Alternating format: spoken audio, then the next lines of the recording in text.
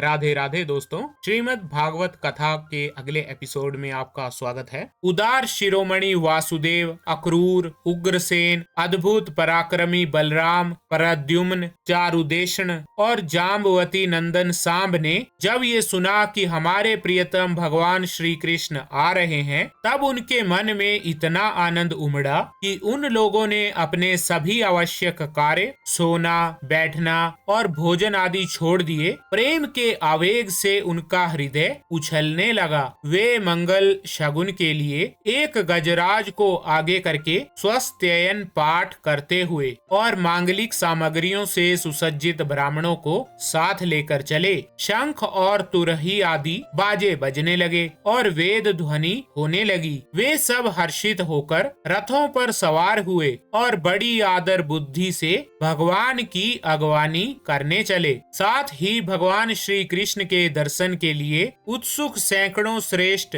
वारांगनाएं, जिनके मुख कपोलों पर चमचमाते हुए कुंडलों की कांति पड़ने से बड़े सुंदर दिखते थे, पालकियों पर चढ़कर भगवान की अगवानी के लिए चली। बहुत से नट, नाचने वाले, गाने वाले, विरद, बखानने वाले, सूत, मागध और वंदी जन भगवान श्री कृष्ण के अद्भुत चरित्रों का गायन करते हुए चले। भगवान श्री कृष्ण ने बंधु बांधवों, नागरिकों और सेवकों से उनकी योग्यता के अनुसार अलग अलग मिलकर सबका सम्मान किया। किसी को सिर झुकाकर प्रणाम किया, किसी को वाणी से अभिवादन किया, किसी को हृदय से लगाया, किसी से हाथ मिलाया, किसी की ओर देखकर मुस्कुरा भर दिया और किसी को केवल प्रेम भरी दृष्टि से देख लिया। जिसकी जो इच्छा थी उसे वही वरदान दिया। इस प्रकार चांडाल पर्यंत सबको संतुष्ट करके गुरुजन, ब्राह्मण और वृद्धों का तथा दूसरे लोगों का भी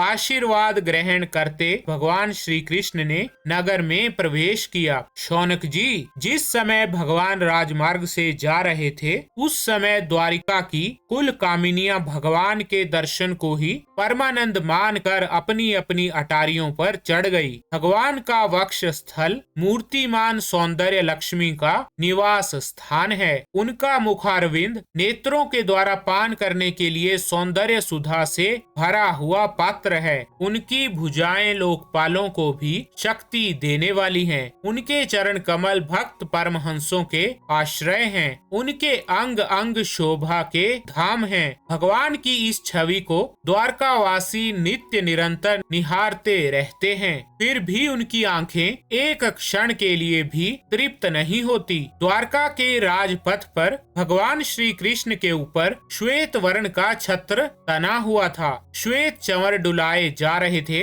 चारों ओर से पुष्पों की वर्षा हो रही थी। वे पीताम्बर और वनमाला धारण किए हुए थे। इस समय वे ऐसे शोभायमान हुए मानो श्याम मेघ एक ही साथ सूर्य, चंद्रमा, इंद्रधनुष और बिजली से शोभायमान हो। भगवान सबसे पहले अपने माता पिता के महल में गए। वहां उन्होंने बड़े आनंद से देवकी आदि सातों माताओं को चरणों पर सिर रखकर प्रणाम किया और माताओं ने उन्हें अपने हृदय से लगाकर गोद में बैठा लिया। स्नेह के कारण उनका हृदय हर्ष से विह्वल हो गया। तो ठीक है दोस्तों, श्रीमद् भागवत कथा के इस एपिसोड में बस इतना ही। राधे राधे।